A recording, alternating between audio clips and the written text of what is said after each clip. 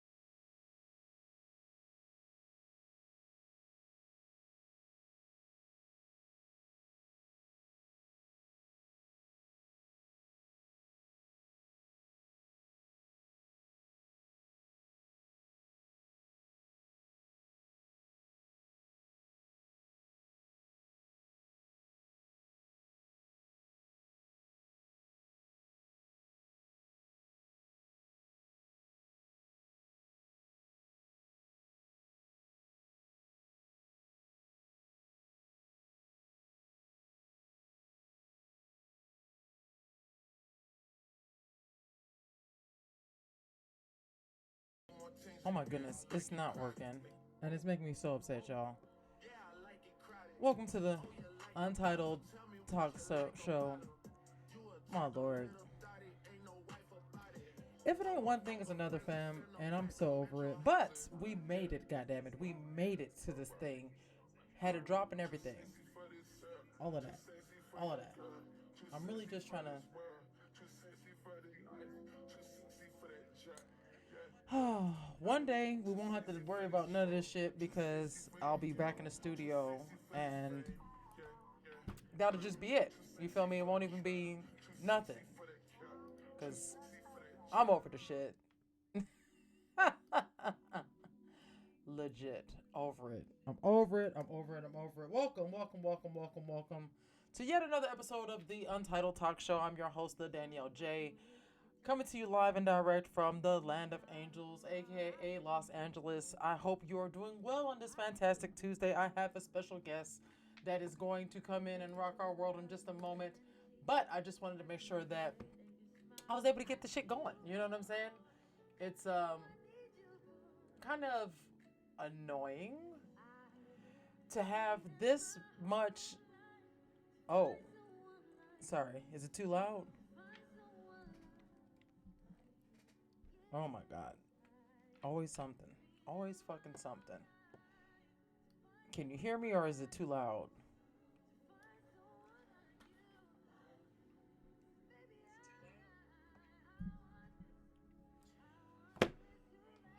Jesus Christ of Nazareth. Alright, so check it.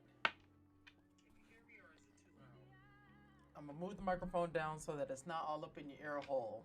Because I'm gonna be loud this show because I'm pissed. Because I'm mad. I literally have a zombie Hulk right here. Because I'm just so fucking upset. Well, no, I just have a zombie Hulk because I have a zombie Hulk. So, without further ado, let me go ahead and get our guests on the show. That way we can, get the party started at least in that way. Because, my lord, has it been a long, trying time. Miss K also didn't let me know if I was too loud or not, so I don't know what the verdict is on that. I'm listening to the stream right now and it doesn't sound like I'm too loud.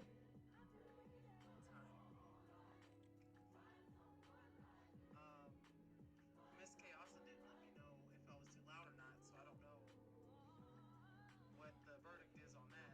I'm listening to the stream right now and it doesn't sound like I'm too loud.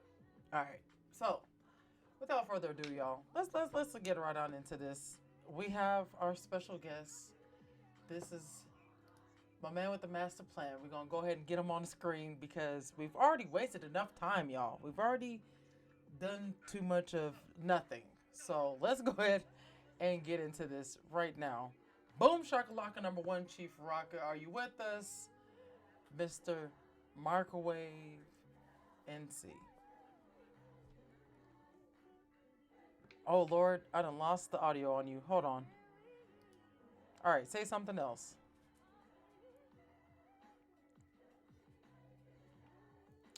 Nope. All right, one more time.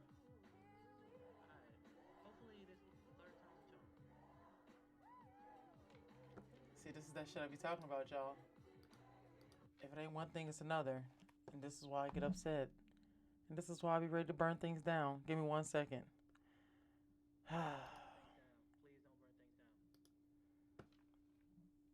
Let's try this again.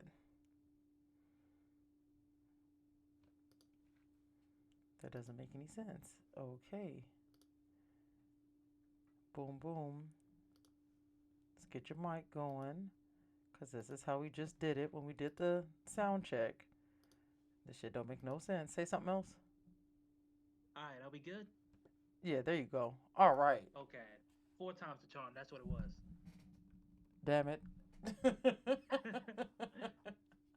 I'm over it. Let me check it on the stream to make sure they can hear you too. Okay. Yeah, there you go. All right. Okay. I'm over it. Let me check it on the stream to make sure they can hear you too.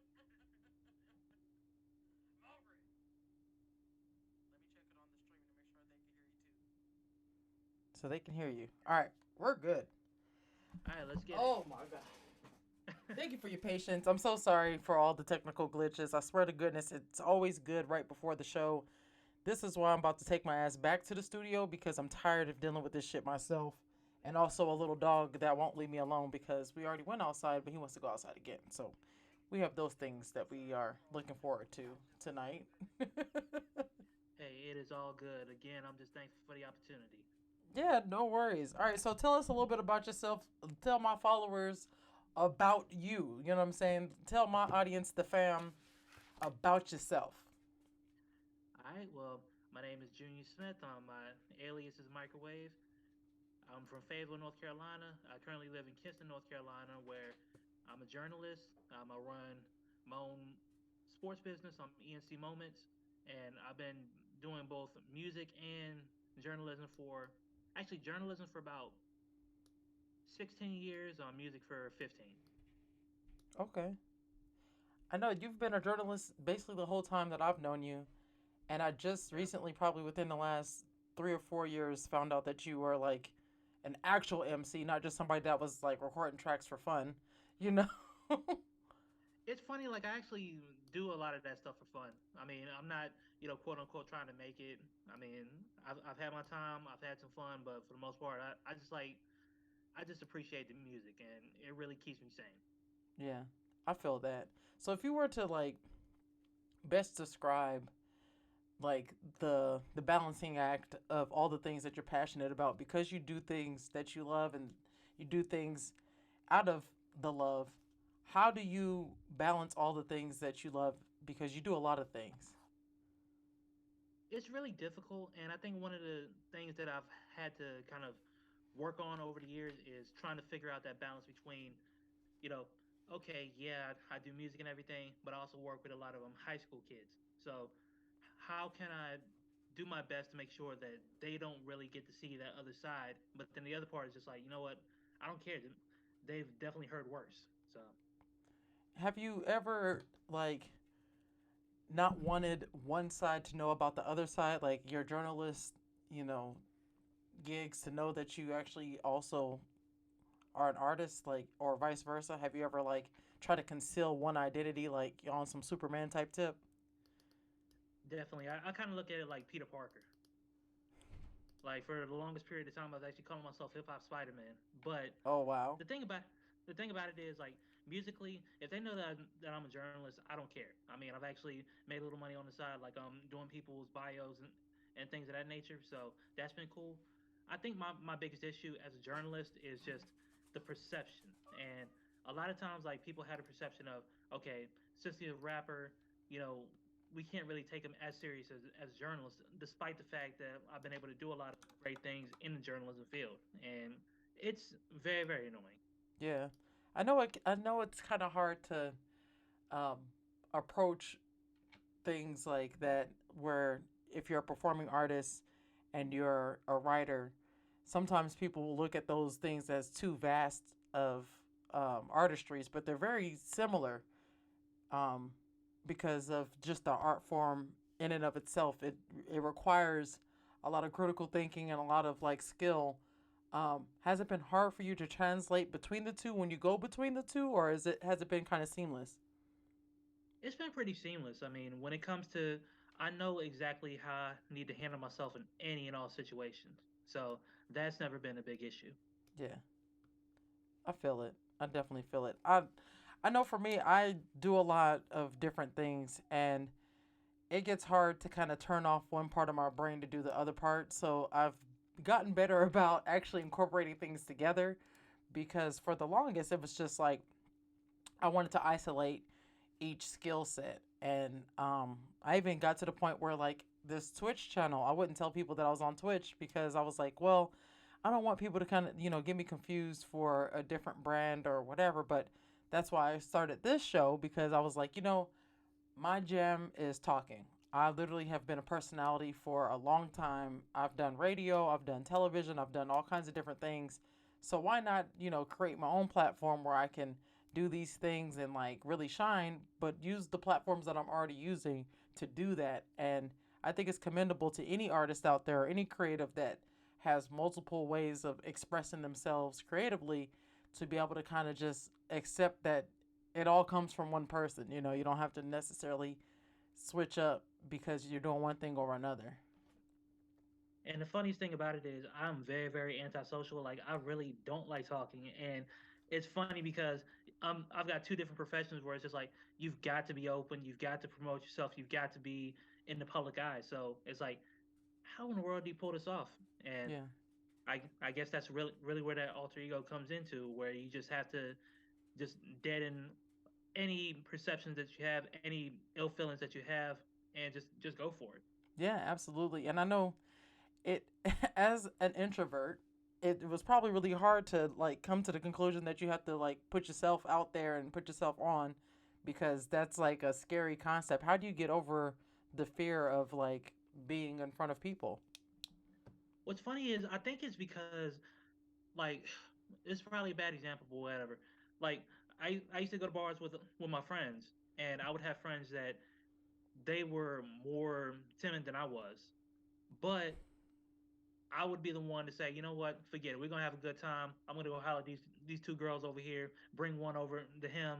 Bam. That's how we're gonna operate. So, in a, in a lot of cases, it kind of translated to music to where there are times where he wouldn't feel as confident about putting music out, even though he's a phenomenal artist. And I would say, you know what, fine, I'll put myself out there because ultimately, if I take the bullet, it's not gonna mean as much to me. Like I can in a journalism game, you have to have thick skin. So I've learned to deal with no. I've learned to deal with rejection, and as a result, I can go ahead and soften any blow that he might take because when he puts his stuff out, it's gonna come out phenomenal. So Right. that's pretty much how I look at it.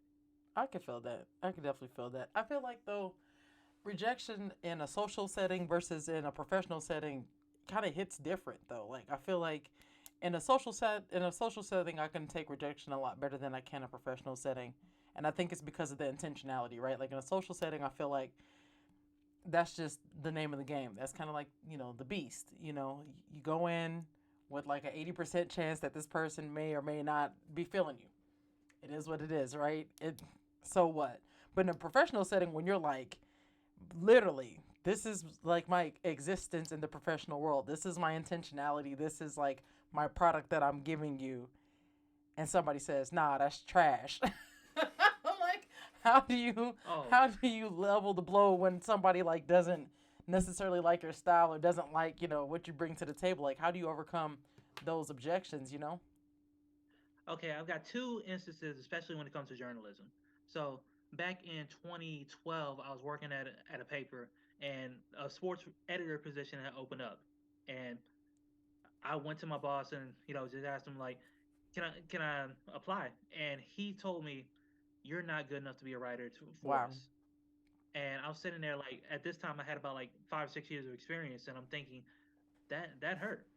And then 3 years later, I'm working at the Associated Press in Atlanta, and it gets to a point where I just happen to be in town, and I went over to my old boss, and I told him, hey, just how you doing and everything. And he was just saying, hey, I heard that you got that job and da da da. It's like, great job. It's like, yeah, but I left it. It's like, okay, well, what are you doing now? And I remember I gave him my business card to the Associated Press and just walked out. So, That's how you stun on somebody in the corporate setting. You just hand them the business card, like, yeah, let's get in touch, and walk away. so there was that. I mean, I always had to have confidence in my abilities, Yeah. and thankfully, I've got people that really believe in me, especially like now that I'm on the more independent route. So Mm. that kind of segues to what I was dealing with earlier this year, where I was working another job, and they told me, like, my boss told me straight up, he was like, the only consistent thing about you is your inconsistency. And I'm Mm. sitting there looking at him like, you know what? It's because I'm in my mind, I'm like, I don't care about you or this profession right here. I don't care Yeah. about this particular job because I can go back to where I'm at and people love what I do. Yeah. So it's one of those things where it's just like, okay, as I've gotten older, I realized that I'm not gonna be everybody's cup of tea. That's That's perfectly right. fine. But the people who like to drink what I bring to the table, you know, those are the people that I need to focus on. Yeah, because they can't get enough. So that's who you gotta, you know, create for. And it's interesting you say that too because I literally said this when I came back into content creation. I was like, the one thing that I had noticed about myself is that I have been consistent to a certain degree because somebody was making a remark about my podcast. Which go Right. if you're on this right now, go subscribe to my podcast, Donuts, Coffee, and Tech. But literally, they went and looked at the podcast channel and they're like, yo, you've been podcasting for a minute. Like, You're pretty consistent. And that was the first time I had heard somebody call me consistent, fam. Like, I had never heard that word to describe me, especially not when I'm doing my self talk. My self talk tells me that I'm not consistent enough, you know? And went back and looked and was like, yo, the podcast is like 5 years old. But Yeah. I don't promote myself. I don't really put myself out there. You know what I'm saying? So for this colleague of mine to like call it out for the consistency is to your point of like the people that rock with you is gonna rock with you, you know, and they're gonna like want more from you. They're gonna like pull on your coattail and say, "Yo, what's up? Where you at? Where's this content? Where's this music? Where's this, et cetera, et cetera, et cetera?" Because I still get people that hit me up about the Soapbox Radio, and that was back in 2010, you know, and that's like I don't know. It's one of those things, man. And I'm so glad that you didn't allow anyone along your path and your journey to tell you other than what you felt, right? Like, no matter what, if you feel that you got the sauce, you're probably right, unless you're Kanye. He doesn't have the sauce, but we don't talk about him on any of my Oh Lord. platforms. But if you feel like you have something to contribute and you have proof that your contribution is like wanted, it's just like anything in business, right? If you have some type of good that people want, the numbers don't lie. You know what I'm saying? The people are going to come or they're going to stay around because they want that product, good service, or, you know, that art. And I'm just glad that you didn't listen to the naysayers and you didn't give up when people were trying you and you saw it as a challenge and you just excelled and in your words of days past, you flourished. You know what I'm saying? Like, Oh, I still use that. I still say that. I love Look, I it. got a I got a whole Denver Nuggets Flourish jersey. Like Yeah, somebody sent that to me back in 2017, and I wear it on a regular basis. As a matter of fact, I actually had a lady model it for my last project. So nice. I'm gonna see if I Super can. nice. If, let me Well, see if I speaking can. of projects, what is the next step for you? Where can we find all of your stuff? I already have your social media and stuff linked underneath on here, but let everybody know where they can find you and what's going on with the project release and everything. Okay, so you can find me on all social media, Instagram, Twitter, Facebook, MicrowaveNC. Same with YouTube. And I'm actually trying to look up the project. I've got three projects that are on, with Spotify, iTunes, Google Play, all that all that stuff. I don't know if Google Play still exists, but whatever. But yeah, like Crossroads 2, and some stuff happened. Okay. Some stuff And where happened can they actually came find it? out. Is it on Spotify, SoundCloud? Yes, on Spotify. Perfect. Perfect. Well, listen, I'm so glad that you were able to carve out time to be on the show tonight. Super excited for everything that's to come for you. Really honored to have you in my circle of friends and just keep on pushing, keep on flourishing because obviously you're doing something right. The opportunities keep presenting themselves, right? Somehow, some way, and I actually found that picture. I don't know, if you'll be able to see it, but Nice. Nice. Out yeah, here flourishing. she's a lot shorter than I am. But you know what? It was funny. Like I just happened to be at my favorite barcade in Fayetteville, and I was talking about the project, and I just happened to have the jersey and the basketball in there. I was like, bam, let's do it. Yeah, that's it. I mean, that's when preparation and what do they say? Preparation is something meet. Dang, how come I can't remember that saying? It's I don't, like a popular saying. Damn it! look. Listen, I'll figure it I'm out. not doing better. So I should have this myself. Like, It's all good. We're gonna figure it out. We're gonna name this episode that quote once we okay, get it together. That's what we'll do.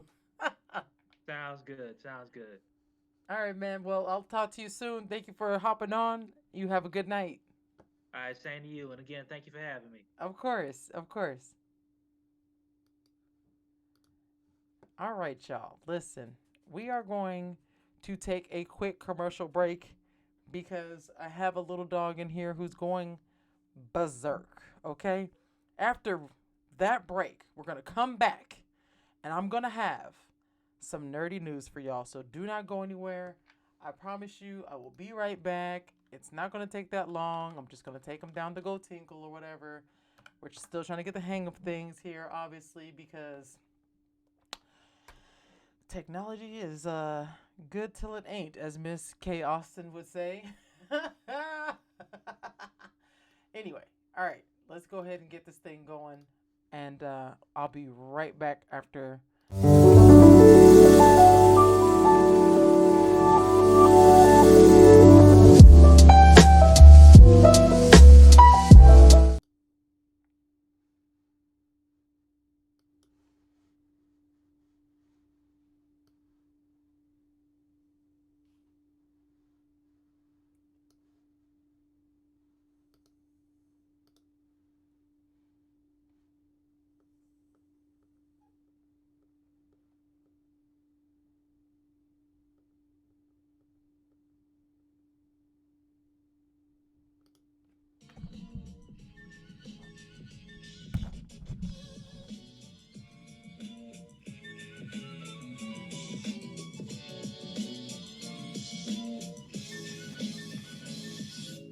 Subscribe.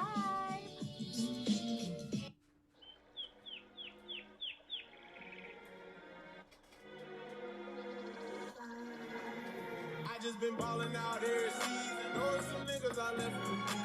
I just been married to double cup. I got up on me and four inside another leader. Time to best and then run it up. I got to put these bills inside of the freezer. Back at the trap, I was ducking the deep. Ducking the birds, sending out the lead. All of my diamonds gon' bust out the beat. I'm dripping water, nigga, I will feed her. Then that bitch Kevin if she think I need her. Hit her one time and then I gotta leave her. I'm a real street nigga. Gotta keep it a rap with my people. Turn the whole squad to bosses. I can't be kicking shit like I'm a dealer. Young nigga pulling up inside the Bentley truck. I just be popping shit like hot grease. I remember dead sitting at the trap. I could call the plug, got a cop free. Look up the Pablo Escobar money. We can chop four, that's my top three. Bitch, I was serving the sidewalk. Then I drop hop in the street. You can't know a young nigga that's hot as me. All my niggas do murders and robbery. Got about 20 racks in the robbing G. Niggas thinking I won off the lottery. When I hop in the push start with the pound, niggas know that it ain't no stopping. Out of town, champ like Mayweather. Got a new crib off the boxing ring. Put the new 40 autos on the Jeep. Run up 30 in a week. I just fuck I don't eat. 45 under the pillow, 45,000 in the sheets. I want the bag, nigga. I can't take a hoe if I know she ain't married to me. Bitch, I done got this shit up out the street. Regular period, blood on my seat. I just been ballin' out every season. Knowing some niggas I left for the peace. I just been married to double cup. I got up on me and four inside another leader. Time to best and then run it up. I gotta put the new bills inside of the freezer. Back at the trap, I was ducking the beat. Ducking the birds, sending out the lead. All of my diamonds gon' bust out the beat. I'm dripping water, nigga, I will feed her. Then that bitch Kevin if she think I need her. Hit her one time and then I gotta leave her. I'm a real street nigga. Gotta keep it a rap with my people. Turn the whole squad to bosses. I can't be kicking shit like I'm a dealer.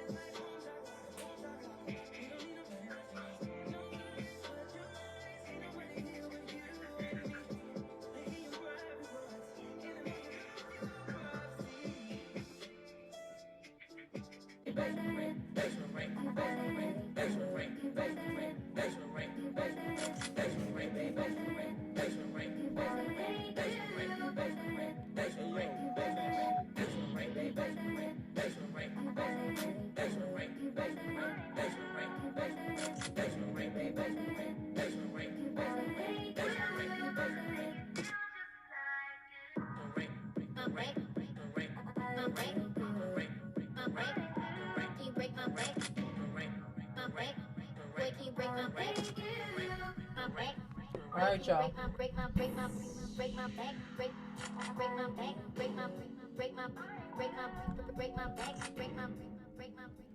Welcome back, welcome back, welcome back. We are now back in full effect on the Untitled Talk Show. So sorry for all of the glitches tonight. Boy, I tell you, I have a lot of editing to do once we get this thing in post. My goodness, y'all.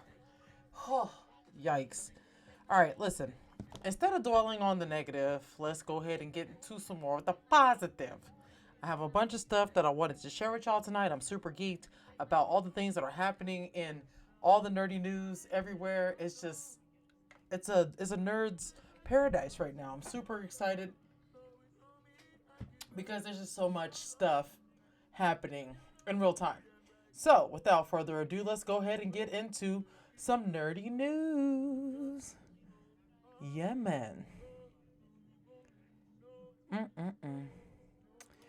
So, listen. If you're anything like me, you probably aren't that big on remakes unless they do it the right way. You feel me? Like, a remake has to really, really be hitting with the right actors, with the right writers, with the right directors, with the right angles. You know what I'm saying? Like, it has to be chef's kiss magnifique, right? There's a lot happening in the remake world, and I don't know how to feel. I don't know how to feel. But I did want to get some interaction going on here because I feel like interaction is what we're missing, honey boo boo. And yeah, let me go ahead and ask y'all some questions to get this thing interacting. I think there's a shea butter filter on there. See, it's just everything. Now I'm not going to be able to unsee anything. Damn it.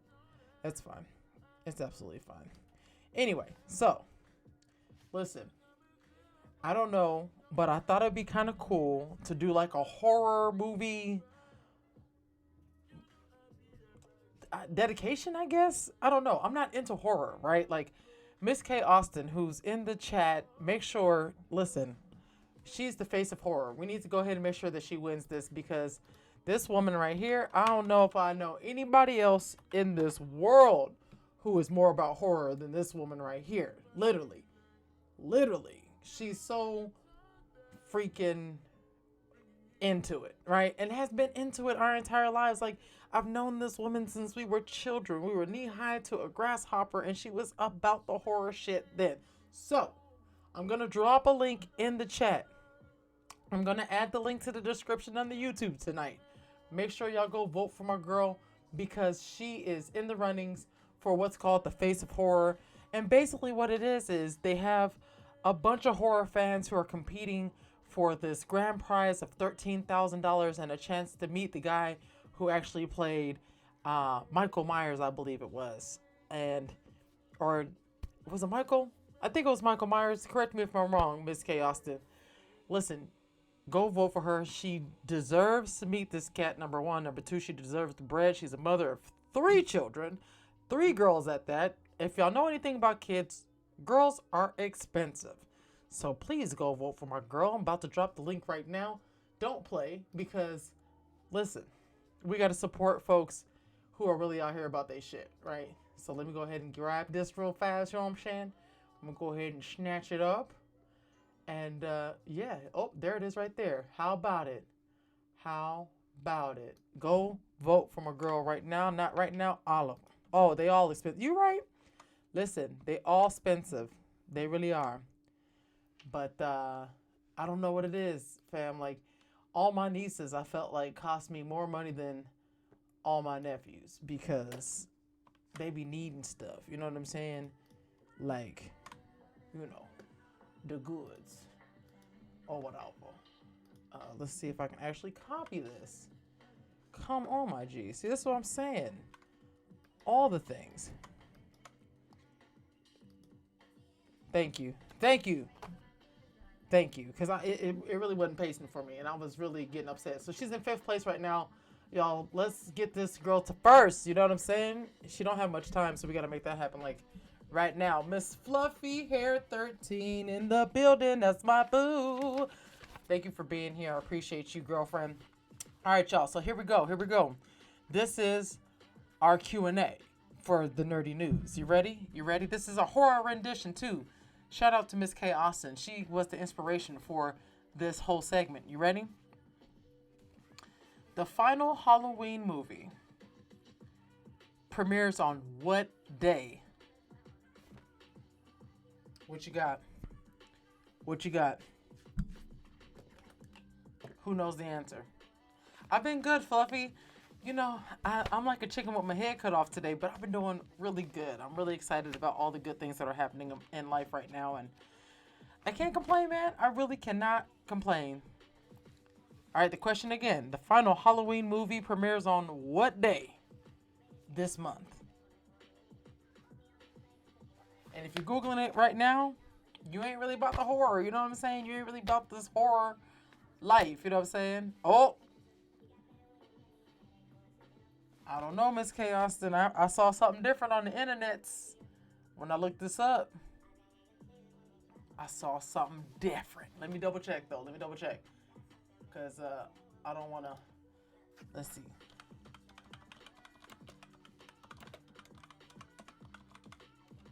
Uh, 2022. Oh! Yeah, I wrote it down wrong. Okay, you was right. Okay, it's October 14th. Yeah. All right. You know a little something. you a little bit, you know, in tune and in touch. You know what I'm saying? I'm out of touch and I'm out of time.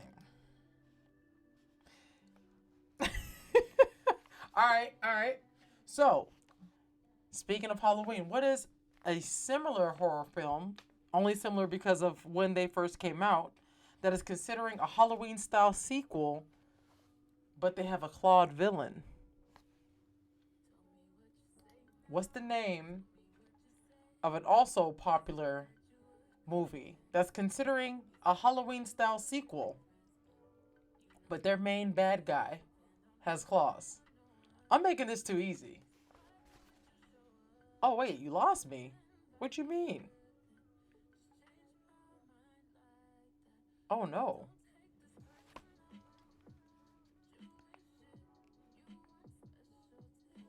My thing says I'm still on. Alright, so what is a similar horror film that is considering a Halloween-style sequel, but their villain has claws? I'm giving it to you. That's basically giving it to you. I'll give y'all another 10 seconds to put it in the chat. Let's see what y'all got. What y'all got? Do y'all know the horror or not? Are y'all with these villains or not? You know what I'm saying? I found out the other day that I really do like super villains. Regular villains, you know, they okay. You know what I'm saying? Like, it's like your choice between like a Mr. Freeze and a Lex Luthor, right? Mr. Freeze is cool. You know what I'm saying? Like, Arnold played him well. You know what I'm saying? But I would go Lex Luthor all day. You know what I'm saying? Because he's just like a super villain, you know? Mastermind. You know, he out here thinking about things from different angles. He's really about it. He's strategic. He uses strategery. I can't remember where I heard that, and I thought it was hilarious. Yeah, strategery. All right, y'all. The movie that's considering a Halloween-style sequel is actually Freddy Krueger. And the main actress from Freddy Krueger was like, yo, what's good? Halloween is still getting play. Can we get it? Yeah, you got it, Miss K. Austin. So the main actress from Freddy Krueger from back in the day was like, listen, can we get some of this play? Can we make this happen? You know what I'm saying? I'm not mad at her. You know what I'm saying?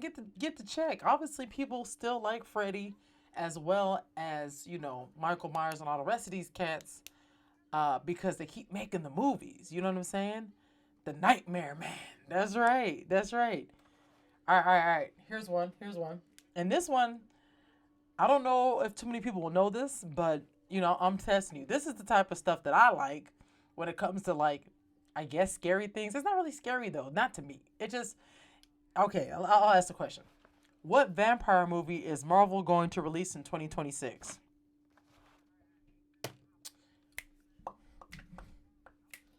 Also, not for nothing, like, you know, I do like, you know, the I don't know if what would you call it, because these are zombies. Look at them. Isn't it cute? It's not really horror what I like. What I like is more like just weird stuff, you know, like the Adams family was my jam, you know, and they're just strange people, you know, and it kind of deals with some of the supernatural and things of that sort.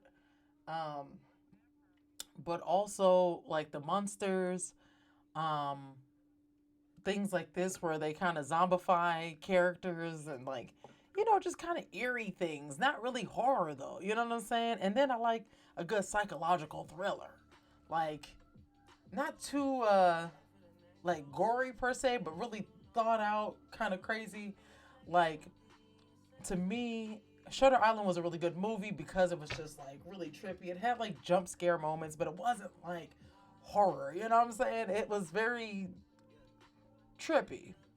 So that's the type of stuff I like. I don't know. So the question again, for those who are just now joining us, thank you so much for being here. We are now watching the Untitled Talk Show. I'm your host, Danielle J. But what vampire movie is Marvel going to release in 2026? Let me know in the chat. Boom, boom, boom, boom. Also, this playlist that I'm playing right now, I'm sure it's copywritten. I'm sure because they didn't even really try that hard to mess with the vocals, but whatever. I don't know. I don't know what's gonna happen, y'all. We're gonna try to upload this and whatever, but whatever. All right, so I'm giving y'all 5 more seconds to answer in the chat. What vampire movie is Marvel going to release in 2026? In 5, 4, 3, 2, 1. And the answer is Blade. They're making another Blade, and I'm so excited for it, fam. Like, I loved Wesley Snipes as Blade. I'm not gonna lie to you. I ain't gonna hold you. Wesley Snipes as Blade was like one of my favorite characters, and I was one of the few people who was really rocking with it because it was Marvel. There wasn't too many of us that really rocked with it because it was Marvel. They were really looking for Wesley, I guess. I don't know. The Sixth Sense. That's not a vampire movie. But yeah, Blade is gonna be remade. And the other question I had is who's playing Blade? If you know at all follow it at all, which I think they did a fantastic job with the casting of Blade because this man to me is fine, and also he would make a great Blade just aesthetically. You know what I'm saying? I actually got wind of Blade in the comics before the movie came out and just was really in awe of his character because fam was really just out here, you know, slaying these vampires out of sheer just I would say it was revenge because it's like, yeah, he didn't ask to be, you know, vampire and human or no shit like that. You know what I'm saying? So he was just out here like, listen, all these vampires gotta go, fam. This is it. I don't know. That's just my perspective on it. I know it's probably not that for real. Because I didn't really get too much deeper into Blade outside of the movies. And the movies is one rendition of it. So I have to go and read the comic book so I can get a deeper understanding of why Blade was out here slaying. I do know that the first Blade movie is actually like one of my favorite Blade movies. I think 1 and 2 are like up there as far as favorite Blade movies go. And I don't know, I was really tripped up that they had the sexual tension between him and his mama. That was weird. Was tripped up but wasn't tripping. I don't know what it was. It was so like, oh, okay, I guess in the vampire realm they do incest? maybe, they're very sexualized beings in the supernatural state. Yes, okay, yeah, The Sixth Sense was a good one. Exactly, where it's like you have this psychological, really well thought out script. You don't really know what's going on. It has ghosts in it. It's a ghost story, and you're like freaking out at like the way that some of these ghosts show up, like especially that fool that was in the kitchen. That scared the shit out of me, boy. I remember that jump scare like it was yesterday. You feel me? It was crazy and deranged. My God. But to go without saying, a well done piece of work. And you didn't know what was happening. Even at the very end, it was just a really big shock. It's like, what? And I went back and looked at the making of The Sixth Sense, and the director said everywhere that there was red, there was a dead person. So every scene that Bruce Willis was in, there was something red there, which makes you go back and appreciate it even more. Like, there's so many little pieces to this movie that you don't really consider until you see, like, the director's side of it and stuff. And it's like, wow, that was great. That was fantastic, but psychological for sure. Oh, for sure. I definitely put that up there. All right, so who's playing Blade? I'm giving y'all 5 more seconds to answer. In 5, 4, 3, 2, and 1. It's Mahershala Ali. Ooh, child. I love him. I do. I really, really do. I think he's a fantastic actor. He's really carved a way into Hollywood. He's really doing his thing or whatever. Yes, I think that he's a great choice for Blade. I would have also said yes to Yaya, but we'll talk about that later because, whew, child, Yaya, my lord. Okay. We're almost at the end of this. So, next question is, what Michael Jai White led movie is being remade? And I love Michael Jai White too. I got to meet him one time. Oh my God. You need to watch Goodnight Mommy on Amazon Prime. Oh no, that sounds like a scary movie. I ain't rocking with that. Nope, not now, not ever, Jack. No, mm-mm. Don't sound like it's for me. Sounds like it is for the streets. No, yo. All right, the question is, what Michael Jai White led movie is being remade? And no, it's not Blood and Bone, okay? No. And it's not Black Dynamite, okay? Stay in the realm of somewhat scary, okay? But obviously not horrific because I don't do horrific movies.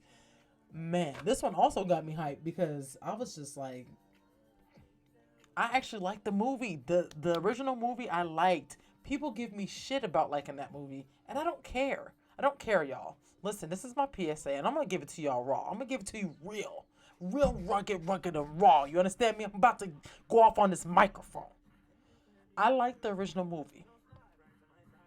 I liked it.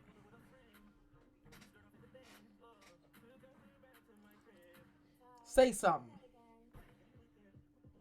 I liked it. Y'all don't even know what movie it is, and I'm over here going off like, what? I liked it. And what? Say something, right? No. But yes, Miss K. Austin, they are remaking Spawn. Child, and the last question is, who is playing the new Spawn? And I approve this person 100%, especially right now, because I feel like if they waited too long to, remake it, he might, age out. Also, now that y'all know what the original movie is, yeah, I said it and I meant it. I like the original Spawn. Bad CGI and all. Let's go. Bad storyline and all that. You know what I'm saying? What's up? You know what I'm saying?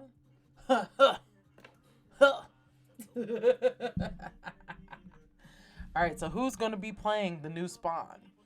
This is the question. I'll give you a little bit of time to, ponder it over, Google it, whatever. You know what I'm saying? I'm excited. Like I said, if they waited a little bit longer, this person probably would not be the best person to play Spawn, but at this moment, it's like the most perfect timing to get this gentleman to play Spawn, and I'm hyped, man. I'm hyped. I'm super hyped. I am with it. Right? Wasn't it such a dope movie? I swear it was a dope movie. It was a dope movie. I don't care what nobody say. I swear I get shit every time I say that I like that movie. But, whatever. All right, I'll give y'all 5 more seconds to determine who's playing the new Spawn in 5, 4, 3, 2, and 1. Hey, anybody got it? Anybody got it? Anybody want to guess? The new Spawn is going to be played by none other than the phenomenal actor, Mr. Jamie Foxx.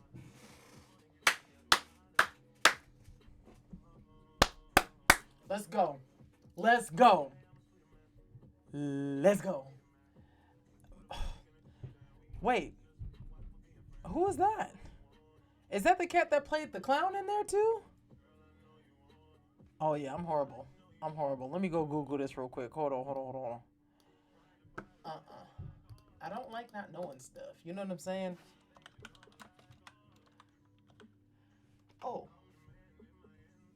Oh, yeah. I like him too. Oh yeah, I like him too. Yeah, he was in Spawn. Yeah, he was. He was the spy later. Yeah, he was the clown. Wow. That's so funny. I really didn't even put 2 and 2 together that was him, because they did all the extra makeup and stuff. That's crazy. Wow. Yep, they did that. But yeah, man, John Legend. Oh my God. No. Jamie Foxx is going to be the new Spawn, and it's going to be super dope. Can you imagine a John Legend Spawn? No thanks. I would not watch that movie. Nah, I wouldn't watch that one. No disrespect to John Legend. I just don't think that he would make a good Spawn. I just don't think he don't has the sauce. He don't even have it. He doesn't has it. He doesn't has the sauce. Bump that. He be singing the whole way. Oh, give me the green light. Just kidding. No. Why do people do that though? Right? Why do people do that when they try to throw somebody in the mix with something? They always go to a stereotypical thing that person would say, right? To kind of acknowledge that that's that person, I guess. I don't know.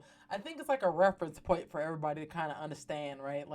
With John Legend, it's Ordinary People or Green Light, as if those songs are new or something. I don't know. As if those songs are just the only songs that man ever made. That's how we would be able to classify that John Legend was Spawn, as him singing Ordinary People. I don't know. It's kind of strange. Also, yes, Jamie Foxx fine ass. That's right, Miss K. Austin. Give him his flowers. I'm not mad at Jamie at all. Not at all, for his whole career, not for nothing. Nothing. I've always absolutely adored this man in all parts of his career. And, yeah. Excellent choice. All right, y'all. So that, my friends, was the nerdy news. And I want to say thank you so much to Screen Rant for being the leader in movie news and releases, because that's where I got all of that info from. And I'm telling you, go to screenrant.com. They have all the juice, okay? All the tea when it comes to these new releases. And I'm super excited because they were covering the freaking MCU, different movies that are supposed to be coming out and stuff. And I'm just man, the one thing that I'm really please come out with some more. Please, is Loki. I don't know what happened with Loki. It was literally the one season. It was fantastic. Left us on the cliffhanger. Gave us Kang. It was great. I don't know what happens with that. I don't know if they're going to come out with any more or what that's about. You know what I'm saying? Also, I want to go ahead and my podcast. Make sure to subscribe to my podcast on all platforms. just really excited about all the things that are coming into fruition.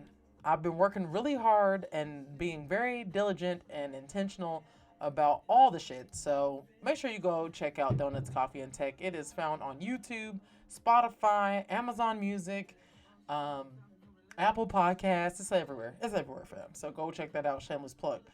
Man, oh man. Okay, so back to one of the segments that I got a lot of messages about is, have you seen this show? Where I basically give you a rundown of one of the shows that I've been watching lately, or a movie that I've watched that I'm just like goo goo gaga for, right? Well, today I want to talk to y'all about this show called Vikings Valhalla. And it's really fucking good. It's on Netflix. This is like a shameless plug because, of course, I'm not sponsored by Netflix in any way, and I don't know anybody on this show in particular, but I wanted to tell you about this motherfucking show. Let me tell you about this show. First and foremost, I really like those shows that are like dramas, but they take into account history. I'm with it. I'm with it because it really is like the edutainment. You know what I'm saying? Like, you get a little bit of the education side, you get a little bit of the drama, you just kind of in there, right? So this show that's on Netflix literally takes place at a time where the Vikings were kind of split between being pagan and being Christian, right?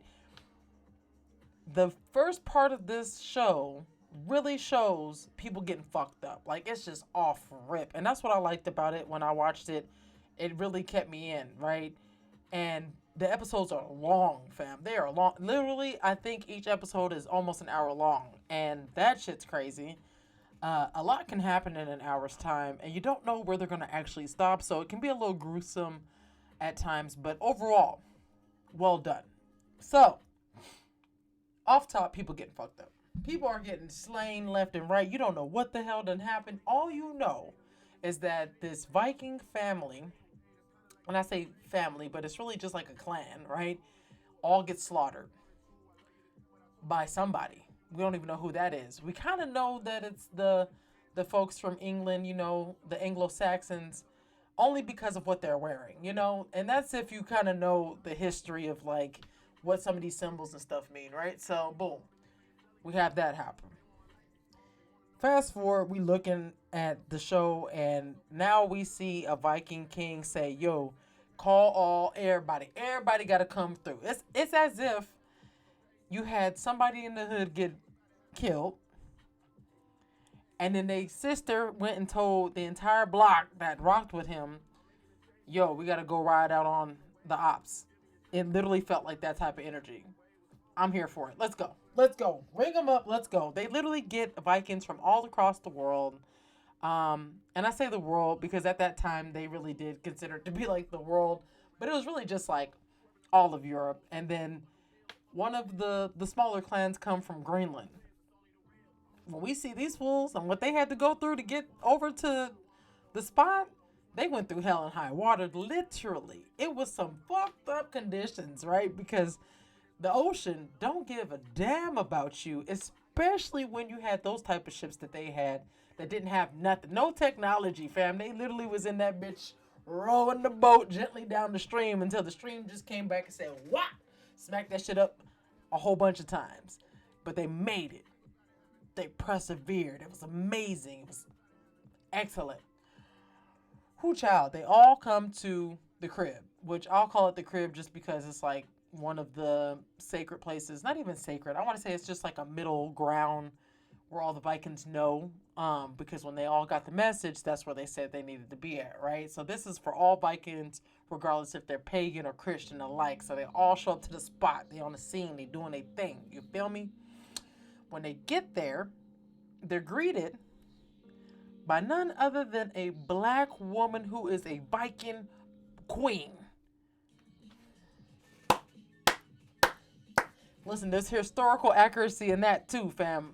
But we'll talk about that later because literally there's all this evidence of black Vikings, but I don't know why people just want to act like that ain't a thing. Whatever. Go look it up. Black Vikings, people, you know, like, whatever. Anyway, so we're greeted by the Black Queen, who is a Viking. It just made my heart warm on the inside. So then the pact is there will be no fighting on this land. In her kingdom, she will house everybody, she'll feed everybody, she'll make sure everybody's straight. But don't fight, don't kill right here, because this is like a no-kill zone. Matter of fact, lay your weapons aside because it ain't happening, right? All right, bet. So everybody's cool with it. Everybody's tripping off of the clan from Greenland because they're young. We didn't even know that there was Vikings over there. Like, it's so far away. They say, yeah, my G, we was over there, you know what I'm saying? We just been patiently waiting for a track to explode on. That's it. All right, bet. We get to a scene where it's literally everybody in the house. And I say the house, it's really the long house. Stick with me, okay? Everybody in the crib. It's like a dinner. Everybody's chilling. Of course, there's a whole bunch of details that I didn't go into between us first getting here and this scene. But I wanted to kind of glaze over this real quick before I go back and tell you some pertinent details, right? So everybody's in the crib. You're starting to see how different clans operate and who's like the head person and all that. And I think that's why they made these episodes an hour long, because there's so much fucking detail. You have to really give an hour of time to be able to really go into some of these pertinent details so you can really understand the makings of like these different clans. And you get to understand why some of these folks chose to be Christian, right? Because there's a real big tension that you can see and feel between the Christians and the pagans, even though they're both Vikings. And they have like a base law that they all believe in, which is if it's disrespect, it's on sight, right? Like that's like the Viking shit. Like if it's disrespect, it's on sight. And it's just that simple, right? And this is why they're there, because this whole clan got slayed. And they found out it was from the Anglo-Saxons. They said, oh yeah, it's on sight. We about to go take over all that shit. Run me that. Let's go, right? I love it. All right, so a little backtrack. The Greenland clan that came all the way to the crib so that they can also avenge the clan, low-key got something else in mind, right? And we don't know what that is quite yet, but we know that they up to something because the way that they moving around, they don't really trust everybody and they kind of looking for somebody, right? The main character is this guy and his sister is like the secondary main character, right? And they're close. You could tell like they probably been through a lot. They probably seen a lot because they're really close siblings or whatever. Plus, when you endure the fucking ocean the way you just endured the fucking ocean, my G, you better be close to everybody who survived that bitch, because when I tell you, that shit look crazy. I mean, it looked wild. Like, the water was literally just manhandling the shit out of that boat. Anyway, the sister and the brother are talking, and he's telling her, and I'm telling you, it's like almost like in code. He's telling her, like, yo, keep your composure, keep your cool. Even if you see who we looking for, just chill. Chill, right? Don't make it automatically on sight. We can do this in a stealth way where nobody knows. So now, it's like, what the fuck are they talking about? Because obviously, somebody done did something to Gang from Greenland, and y'all here for that. Y'all ain't here for the other shit, you know what I'm saying? I don't know. Anyway, fast forward back into the present time. Present time, we at the crib, everybody's eating, drinking, being merry, you know, getting belligerent, all that good shit. It's fun times, there's a whole bunch of food, there's a whole bunch of everything. You know, they got all the things that people would need and want in that type of setting or whatever.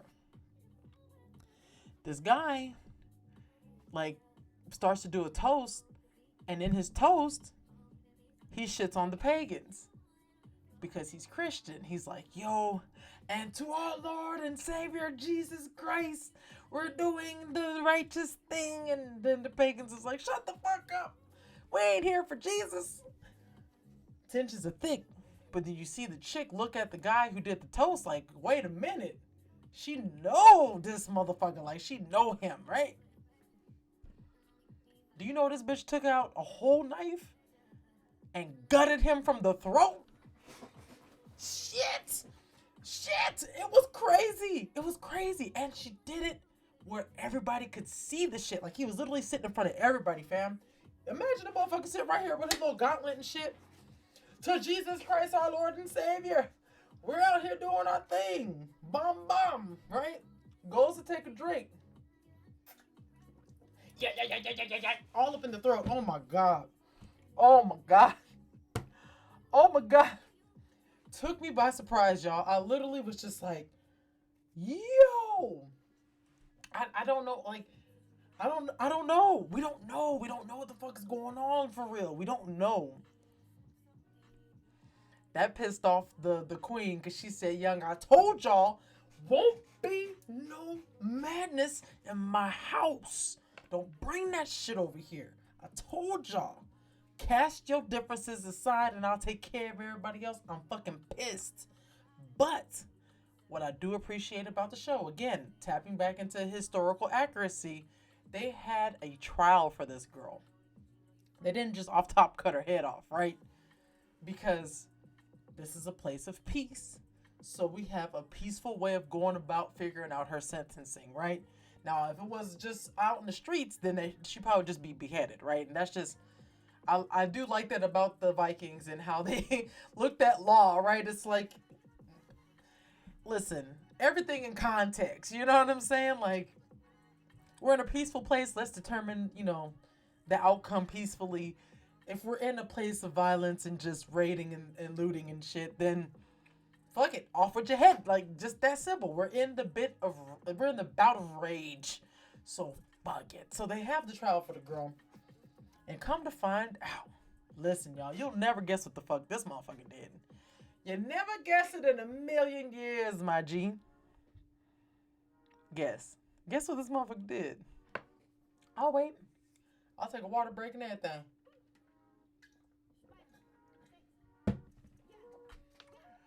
Oh my God. This motherfucker right here literally raped this girl, and he booped this girl and carved a cross on her back and said that he did it in the name of Jesus.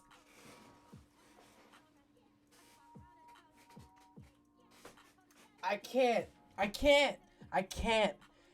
And literally, to prove that this man actually did that and she was justified in killing him, she had to strip down and show her back to these people. And there it was. Proof. Big as day. A cross. Bow. Right on her back. Child. And this is the first fucking episode. We're not even in the second episode yet. You feel me? Like, goddamn. It's so good.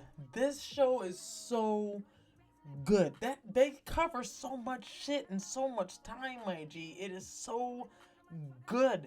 So I'll leave it off on the first episode so that you can go and watch the rest of it on Netflix. It's called Vikings Valhalla. Check it out. Let me know how you like it or whatever. It gets even more twisted and crazy. Like, you start seeing some of the politics and it gets wild. But at this point, the Greenlanders had came and did what the fuck they came to do. Albeit, she did it in a way that was very public, so therefore we gotta deal with the consequences publicly. You know what I'm saying? So the queen is just like, listen, you know we believe in that death for a death shit, right? And albeit it was fucked up that he bleeped you, you just gutted this man in front of everybody. Like, we gotta do something about this. We can't just let you slide on GP on this one, right? Although I understand, and I really do have compassion for you. And this is how she's approaching it. I have compassion for you. I really do understand why you did what you did. However, we gotta figure out something, right? So then this other guy who actually likes the girl, he said, yo, what if, as repayment, her brother, who is the main character, helps us get over to England, because he literally got y'all from Greenland here. So I'm just saying, if fam goes into battle with us, consider it the debt repaid, because, like, you know what I'm saying, that's to me a fair exchange. You know what I'm saying? He basically stepped up like the attorney and shit. He was good. Fam did that, right? And I was just like, okay, I like where this is going, you know. Of course, the brother was apprehensive, like, damn, I really gotta go out here. I mean, but whatever, anything for my sister. There's no debt that I wouldn't repay for her, even with my own life. Woo! Did you say with your own life, my boy? He said with his own life. So that's what he did. He literally went to battle with these cats. And I mean, the show gets really intricate because they start showing like battle strategies and just all this other stuff that's going on. A lot of people die, of course, because that's just the nature of what we're talking about, you know. And like I said, I really just like some of the historical accuracies in this show that they were able to line up, you know, because sometimes it could be hard.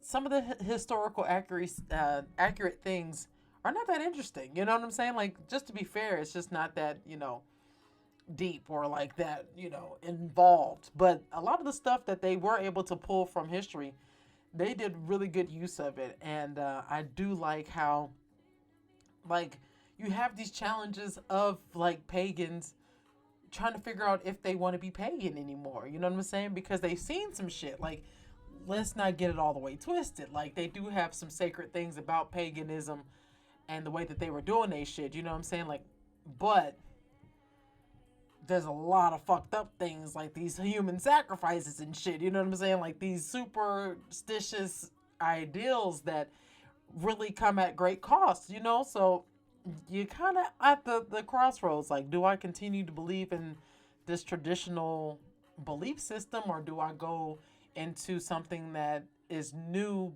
but also seems a little bit more ethical just based off of who's presenting it? Because let me tell you something. These motherfuckers was unethical too, and they show that in the show, and I'm here for it. The name of the show is Vikings Valhalla, and it's on Netflix. Again, if you can endure these long ass episodes, they long as fuck, my G. They are literally like an hour long per episode. But if you can endure, which I know you can, you got it in you. It literally took me 2 days to watch one episode. I just chopped it down into 30 minutes a day, right? Then you can really get a lot out of this show because it's really intriguing, you know. And of course, there's a lot of stories, so know that. But they do have that action for that ass, you know what I'm saying? So I'm just saying, whoo, child, that has been. Have you seen this show? Oh my God, man, oh, that's crazy. All right, listen, I'm gonna take a quick commercial break because your girl needs to go grab some water. Water. So, make sure that if you haven't already, you subscribe to Donuts, Coffee, and Tech on all platforms. That is available on everything. And we'll be right back after this short water break.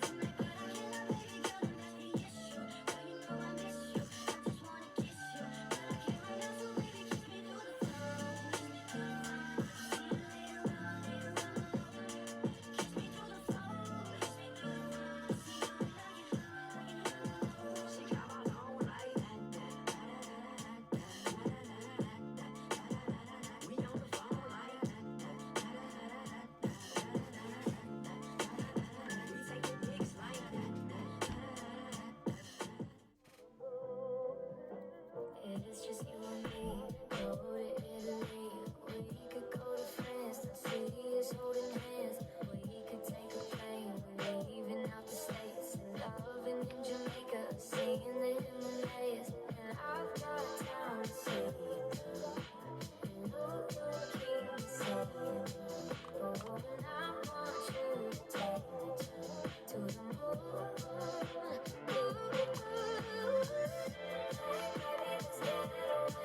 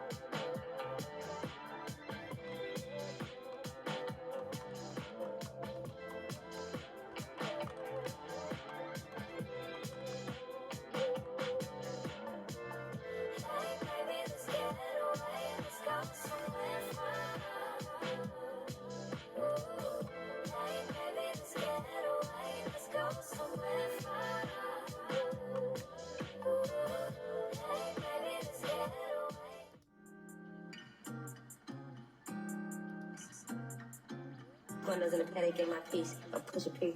Got no hammers for my P. We don't want no P. Got started cross spot. Check a piece. Got the data, now we plotting. Side piece. She not a lesbian for peace. She turned lesbian. Push a P. I'm pushing P. My capital P, I write it president. Push a P. P's on her knees, mopping down P. She let me squeeze and she leave, cause she pushing P. Privacy, bitch, I'm pushing P. Purple pink, pussy pink, bitch, I'm pushing P. Push a P. I'm pushing P. Push a P. I'm pushing P. Yeah. Push a P. I'm pushing P. Push a P. I'm pushing P. Yeah. Pop a P. I'm paranoid. I can't sleep, my pockets deep. Got rest on me, but they watching me. I'm pushing P. I'm pushing P. Push a P. I'm pushing P. Yeah. I just, push P. Okay, all the P, not a pill of Porsche. Push P. 3 P's, popcorn Porsche. Push P. Push a cup of water. Push a P, red man, and a card. I'm a P, I don't hold endorsement. She ain't been for me, she simply pushed me. I never saw out and we finally touched me. I never see red in the streets for me, no question. Look at rich the pics, I live my shoulder forward. Take the P at the alphabet, nigga try to sort it. I'm pushing P. I'm pushing P. Push a P.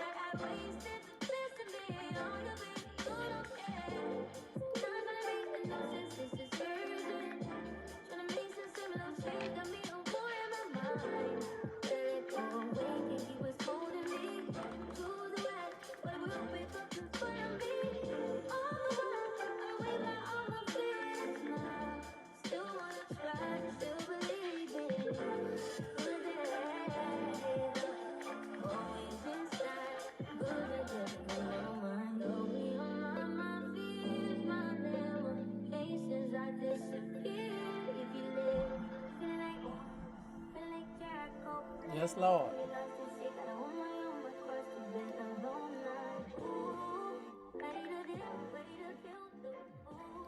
All right. Welcome back. Welcome back. Welcome back. Welcome back. We are still here with the Untitled Talk Show. I'm your hostess with the mostest, the Danielle J of many backgrounds, fam. I literally had a whole social media agency, a PR firm.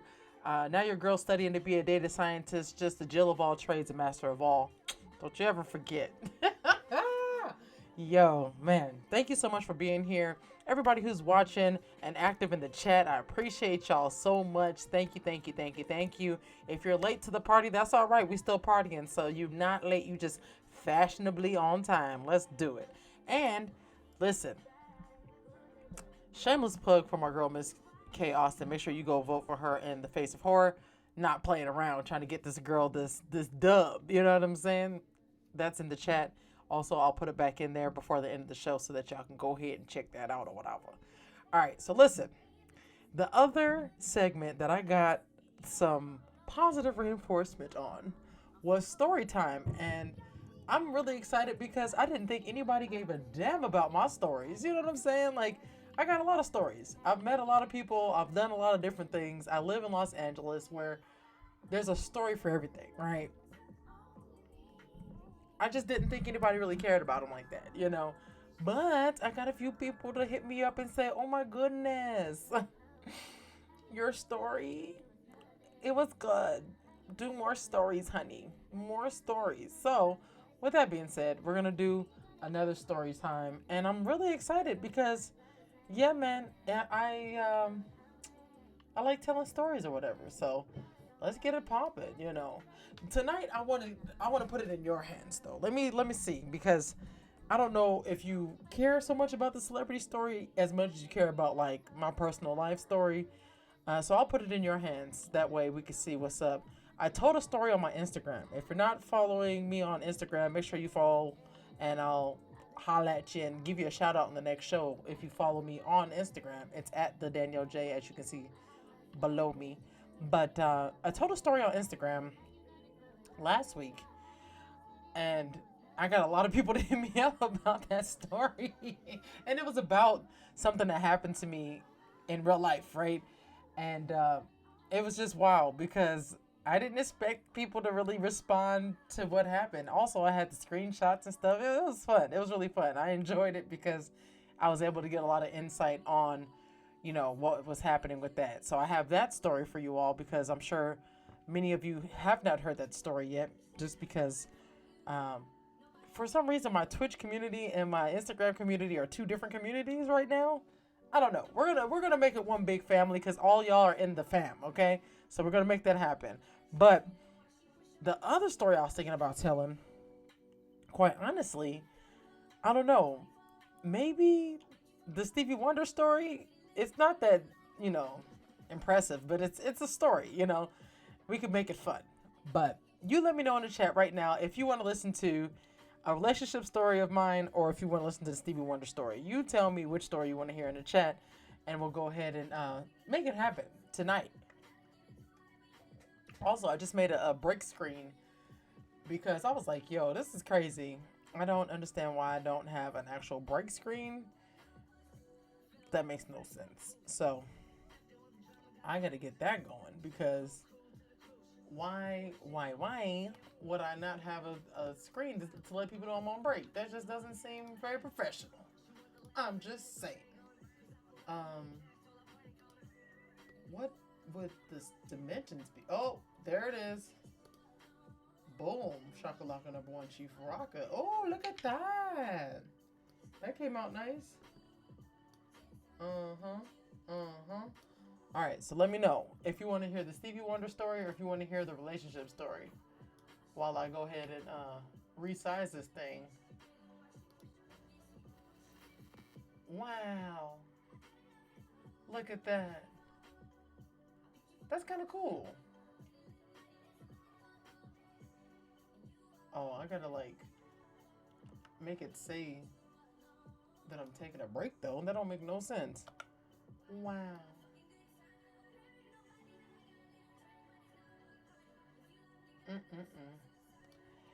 Anywho, I don't know. I really enjoy making the graphics and stuff for this show. I'm not gonna lie to y'all.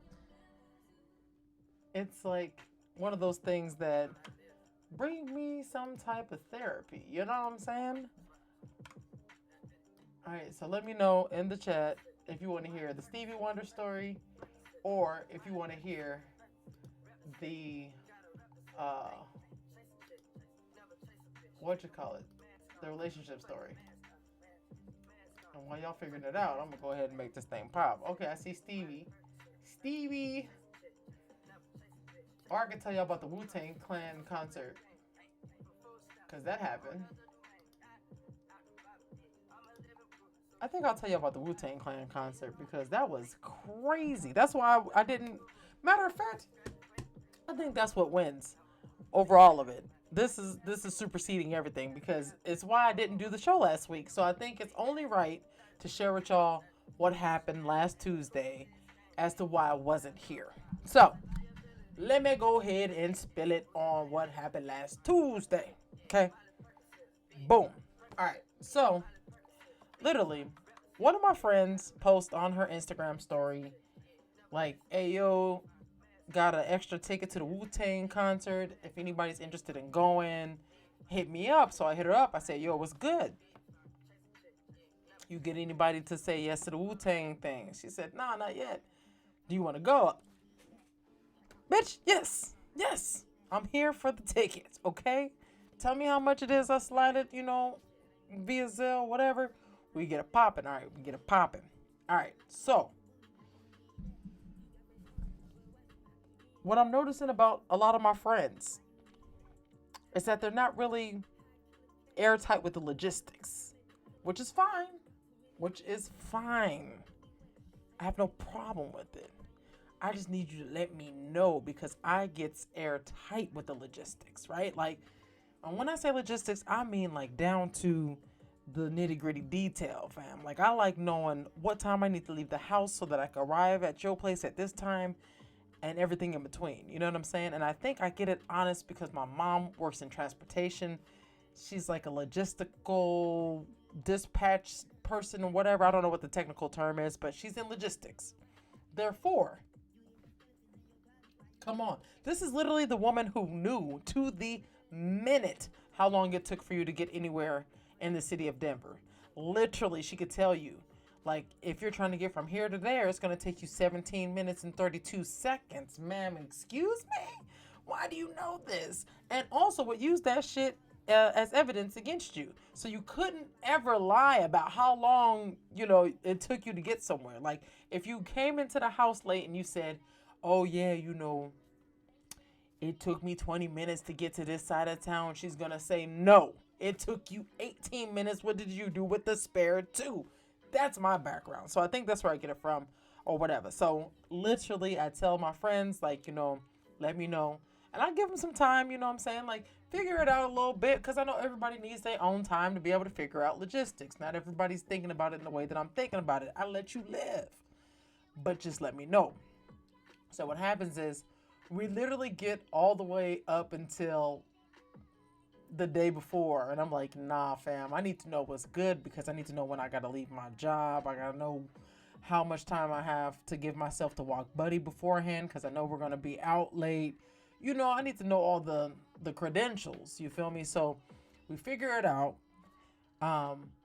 Texting isn't really the best way to get those type of plans together. So I finally call her and we get it all together, whatever. I even stop and get us some coffee beforehand, because this is how well I plan my shit. You know what I'm saying? I leave the job.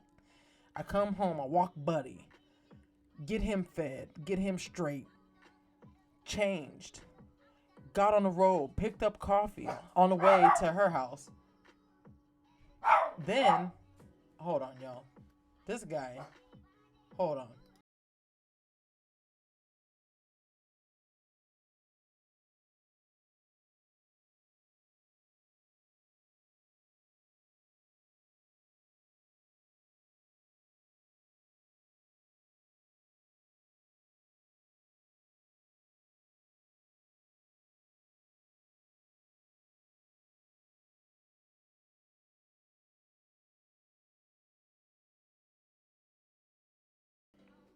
Sorry.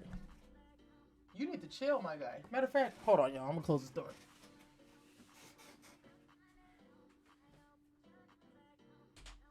So now you can't even go out there and cause no scene. That's what you get. All right, so check it. I give myself enough time to go home, do my thing, take care of the dog, change into my outfit, all that. I even give myself enough time to stop and get a Starbucks, because we both were mad tired from the day. Boom, we get the coffee. We go to the parking structure so that we can take the shuttle.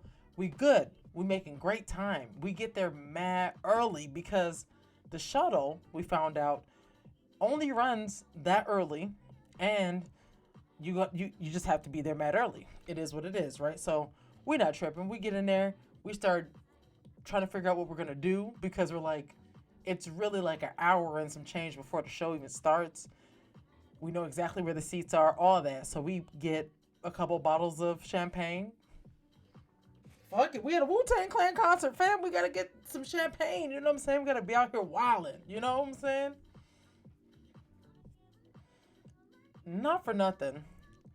Before we even get to the show, we look at the show ticket, and it's supposed to be WuTang Clan, Nas, and Busta Rhymes. And Busta Rhymes was kind of like a surprise, if you will. It's like, oh, snap, Busta Rhymes is also going to be on this ticket. Okay, all right, let's go, But the person that wasn't supposed to be there is Method Man, because he had other engagements or whatever. That's fine.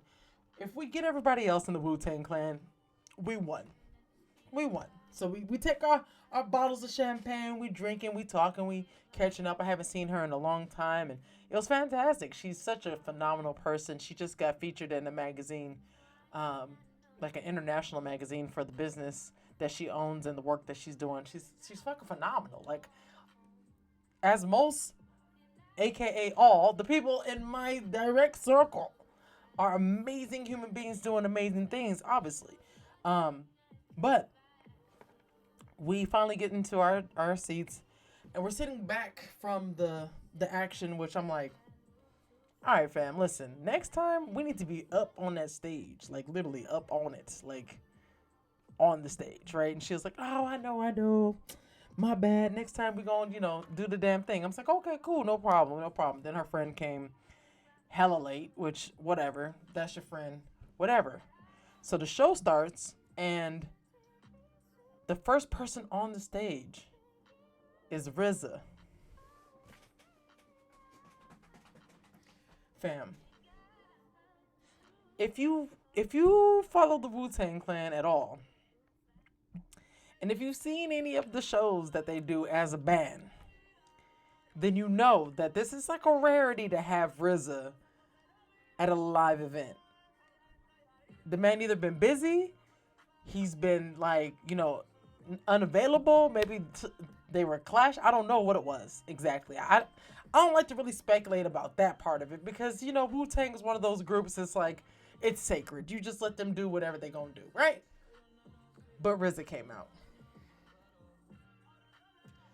We're already 2 bottles down. I'm acting a fool. I'm literally screaming so loud that I'm losing my voice immediately. That's fine. Whatever. I've come to do this. Albeit on a Tuesday because there it is, right? So, RZA does a couple of bars. Gets the crowd warmed up nice and just fuzzy, right? Then he brings out the Jizza. Yo, another Wu-Tang fact, right? Jizza, the genius, is actually really fucking smart. My man's as a whole professor. He teaches like something crazy like astrophysicist or some crazy shit. I don't know. It's something. It's something wild, right? So also to have Jizza, it's a rarity. You don't really get RZA and Jizza. Like that's just one of those things you sign up for. When you get Wu-Tang Clan tickets, you're signing up for everybody else essentially. You know what I'm saying? Like you don't normally get RZA and Jizza. But both these motherfuckers is there. Oh my god. So everybody's going crazy. We're going wild at this point. Literally losing our minds. Then they introduce Inspector Deck. I said, all right, okay. We got Inspector Deck in the building. Okay. We doing it. Like at this point, y'all have already made my night. Like to have those 3 alone, I'm just like,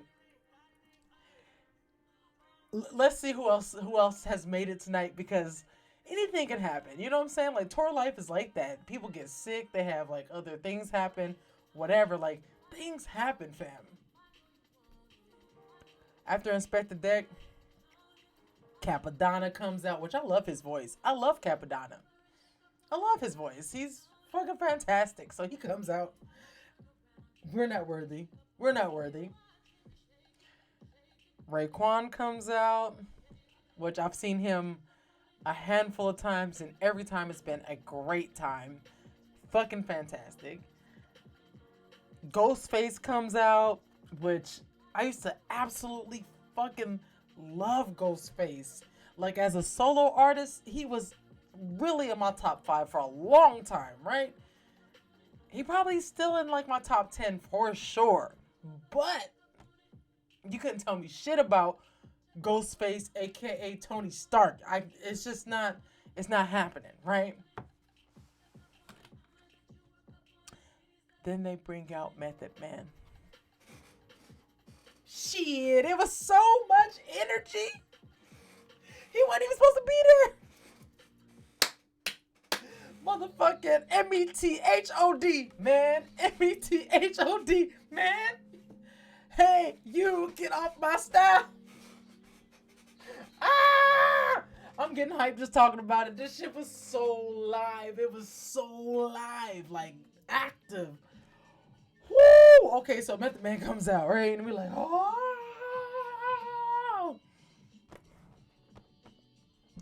Wow. I mean, that was just fantastic, right? Okay, cool. So, then they bring out Nas. Nas does his song that he has with Raekwon, and Ghostface. We are doing it. We are moving and grooving. This is the New York State of Mind tour. It's popping. Literally, when Raekwon and Ghostface started the song out, I thought to myself, like, yo, this would be a bomb-ass opportunity for them to, like, do it with Nas since he's here, right?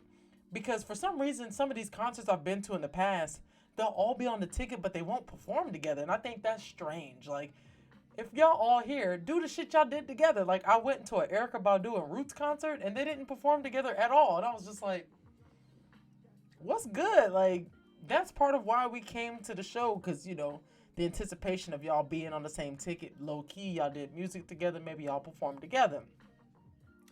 None of that. Anyway, so they did the song with Nas. I was like, okay. So y'all actually doing the thing. That's tight. Then Nas stays on the stage. He does his thing. I love Nas. Like, he's still in my top 5. I absolutely love Nas. Nasir Jones, fantastic. Mwah, chef's kiss. Looks great. He's up there doing his thing. He rapping. You know what I'm saying? The raps is rapping. Does his thing. And then Method Man comes back on the stage. But he's by himself this time. And we're like, okay, so maybe he gonna do some of his solo tracks, whatever. Do you know this motherfucker brought up Redman? What? Literally, the whole crowd loses our shit. We are literally shaking the Hollywood Bowl, and that's damn near impossible. Like, it is just so much vibration. Everything is just moving at that point. It could have been a fucking 4.3 earthquake. It was moving so much. You know what I'm saying? So then, after he gets done with Redman and, you know, gives him his love and stuff, we all scream and shout and give him all the love and all that. He starts in like a little monologue, and he's like, yo, okay, so, like, I'm not gonna lie to y'all. I made a couple songs for the honeys. You know, I made a couple songs for the ladies. Ladies, let me know if you know this one. And the song came on, you're all I need. So all the females are singing, to get by. And he starts rapping, and then he's like, yo, cut it. And we're like, how you just gonna cut the track like that? We was feeling it, you know what I'm saying? He said, wait. But do y'all know it with this person? And then Mary J. Blige gets on the mic. Yo, we're like, she comes out, I need to get by. We are going crazy, like literally. There was so much good energy in there. It was just crazy. So at this point, obviously, hoarse. No voice. Nothing. But energy's still going. I'm still very much so energetic, my friend. So, when she gets done, they give her flowers. Mary J. Blige, y'all. New York's very own. All that, right? Then he starts getting into his lyrical, you know, flow and stuff. You know what I'm saying? Some of his best bars. You know what I'm saying? Then they played this song, and I'm like, oh, I forgot that he was on there. It's this, hold on. I gotta make sure I get the title right. Because I'm like, yo, I think it's, hold on.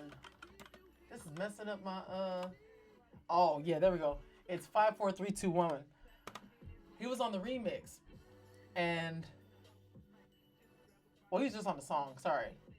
So he does his verse from 5, 4, 3, 2, 1. And I'm like, yo, that's crazy because that song really went hard. And I was like talking to my homegirl's friend, like, yo, this song, LL went fucking crazy. And like, I believe the original had cannabis on it, and he kicked that motherfucker off or some crazy shit. Like, there's all kind of speculation around this song in hip hop. Like, this song is the song, right? They bring out fucking LL Cool J. I'm like, you motherfuckers is really not missing tonight. Y'all not missing. You not missing. They not missing. So, they give love to LL. They're like, yo, you know, New York's very own Queens. We out here, all that. They bring Nas back out for another couple songs, which is fantastic. And then they bring out Busta Rhymes. He's still in my top 3, goddammit. I don't care what nobody talking about. I love Busta Rhymes. I've never got to meet him before in my life ever. When I get that opportunity, I'm definitely gonna like be shell shocked. I can tell you that now. Because I just absolutely fangirl over this guy because he's so lyrical.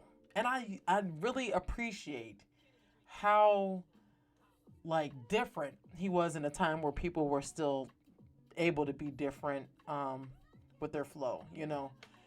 Just really dope. So anyway, he comes out and he got Spliff Star with him. And it really felt like the 90s, fam. It really just felt like an old school 90s concert. You know what I'm saying? Like, he goes off. I mean, he keeps going off. He came out to Baby, If You Give It To Me, I Give It To You. I know what you want. I know it, baby. I don't know what he says right there. Baby, if you give it to me, I'll give it to you. Oh, I know what you want. Fucking fantastic. Then, of course, he starts going down all his fast rap shit, which I'm like, that's cool, my guy. But you didn't even do, like, anything off of The Coming, which was kind of sad to me because, you know, I really love that album. I still listen to that album like it just came out and shit. Like, I love The Coming. That is one of the best hip-hop albums. That, Muddy Waters, and a couple other ones that I'm missing right now. But literally, some of the dopest fucking songs of his came from The Coming. And I'm like, come on, my guy. You're not doing us no justice. The real fans, you know what I'm saying? But that's fine. That's fine. Maybe, you know, time's sake, he couldn't really get into those. But he did do the super fast shit. So that was really cool, you know, to see him do that live. That motherfucker don't lose breath. You feel me? He said,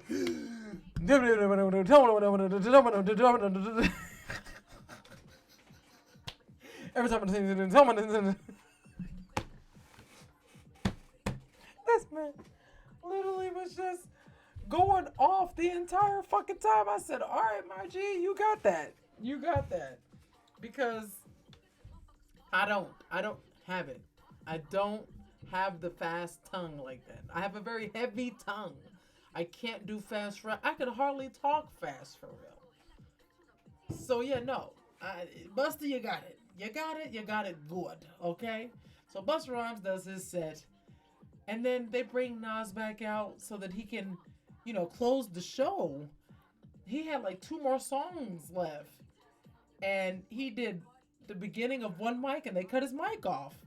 That's fucked up. Like, what's the irony of that? Like, my man starts to get into it. All I need is one mic, one.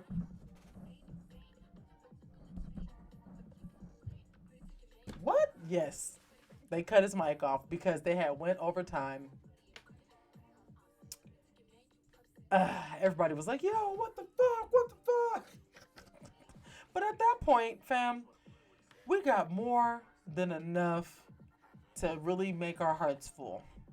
We really did. We had more than enough to be absolutely fucking elated for the rest of the year, low-key. You know what I'm saying? Like, we good. But it was messed up. You know what I'm saying? It was kind of messed up how they did my boy Nas at the end. They literally cut my man's mic off during one mic. Can you at least let him finish the one mic song? You know what I'm saying? Like, don't be funny. Don't be funny. You definitely could have let my man's finish at least one mic. You know what I'm saying? We all had our phones in the air all lit up. You know what I'm saying? We were doing this. It looked beautiful. It was very angelic. Nah. Nope. They cut him off. They said, you motherfuckers ain't got to go home. But you got to get up out of here. So sad. But one of the best concerts I've been to in my life, fam. It was just absolutely fantastic. Phenomenal.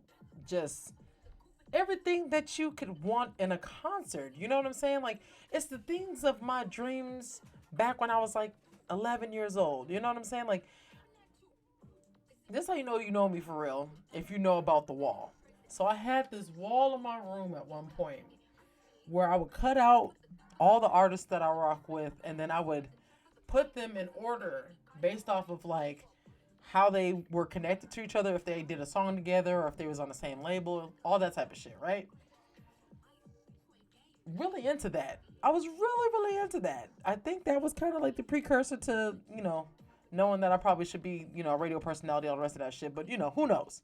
Anyway, my wall had all these different rappers on there. And all my East Coast rappers were connected based off of, like, the tracks that they did together. And also what borough they were from. Like, that was important to me. Like, Queensbridge couldn't rock with, well, shit, basically anybody. Because Queensbridge always was talking shit about everybody else. So, you just had to kind of put them off to the side. And then you got Brooklyn and you got Queens over here all in its own, even though Queensbridge is like right here. We're going to just keep them kind of like close to each other, but not like on top of each other type shit. Like, it was very well thought out. And basically, I used to write in my journal what a dope ass concert would be if like some of these artists were to perform together because they did songs together. You know what I'm saying? Like, I used to write that shit down. And that's what that reminded me of. It's like a lot of the shit that I used to like want as a kid, and it came true. This shit was the thing of hip hop dreams, my family. I really do feel like they did a phenomenal job. It was so good. And as somebody who absolutely loves hip hop, like actual hip hop or whatever, I'm really happy that I went, albeit on a Tuesday. And it whooped my ass because I had bruises all over. I still got bruises all over my body because the part of the story that I left out was me acting a goddamn fool, jumping up and down on these stands and basically creating a mosh pit at one point in the show. But that's a story for another day. That's a story for another day. Yo. What a great show with great people. I'm just so grateful to be able to go. And thank y'all for y'all patience with me. Once in a lifetime situation right there, and I didn't want to miss it. So thank y'all so much for, still holding it down for your girl in my little hiatus. And that has been today's story time, brought to you by WuTang Clan and the good people of the New York State of Mind tour. Yo, crazy. Why are you by the door? Sir, we already went outside. Don't do me. We about to wrap this show up in a second. Don't do me. Come on over here. Come on. Come here. This way. Come on. This way. Thank you. Crazy. Let me tell y'all. When it's all said and done, don't get a little dog. Demanding as fuck is what they are. One more time for the road. Make sure you subscribe to my podcast. Go ahead and head over to Spotify, SoundCloud, Apple Podcasts, all the shit, and subscribe to Donuts, Coffee, and Tech. It is definitely an entertaining show about all the ways that technology can help you in your life. If you're not already following me here on Twitch, make sure that you go ahead and give me a follow. And if you at all are on Instagram, let's connect there too, fam. I'm really excited for all the things that I have in the making and just grateful for you all. Everybody who's a part of the fam, you guys are fantastic. I've been able to really do a lot because you all are so supportive, and I'm just really grateful for all the love that I keep getting from all ends, whether it's online, offline, in between lines. In line waiting for the cashier, whatever. I've been getting so much love, and I'm just so grateful. And yeah, man, I really wouldn't be able to do it without you all. So thank you so much for all of the love and just positive energy and high vibrations that y'all bring every time that y'all come through. Shout out to Miss K, Austin, and Fluffy for coming through, and our special guest tonight, MicrowaveNC, and everybody who's watching the replay of this. Thank you so much for all of your dedication and watching the show. That really does lighten my spirit. It warms my heart and it fills me up with joy to know that you all are, checking me out. I'm just really excited for all the things that are in the making. And again, it wouldn't be possible without all of your freaking support. So thank you. All right. So today's show was, really good. I I'll give it a 10. I'll give it a 10. Only because I just